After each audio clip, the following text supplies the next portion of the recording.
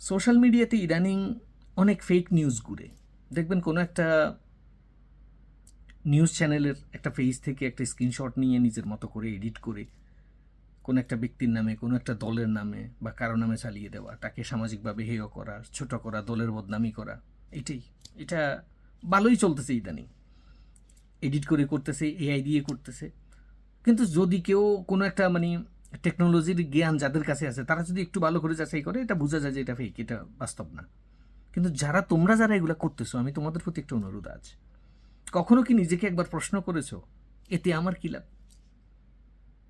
তুমি একটা সময় নষ্ট করে একটা এই যে কাজটা করতেছো, এডিট করতেছো, নিজের মতো করে কিছু লিখে অন্যের বদনামি রটাইতেছো, তোমার লাভটা কি হচ্ছে?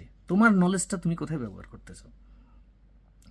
কোনো একটা ব্যক্তি বিশেষ কি সফল হলো কি ব্যর্থ হলো, সে পড়ে গেল কি দাঁড়ালো, তাতে তোমার কি আসে যায়? তোমার জীবনে তো সেটাই ম্যাটার করে যেটা তোমার জীবনে লাভ হবে। তুমি তোমার নলেজটা কোথায় ব্যবহার করতেছো, কি কাজে ব্যবহার করতেছো?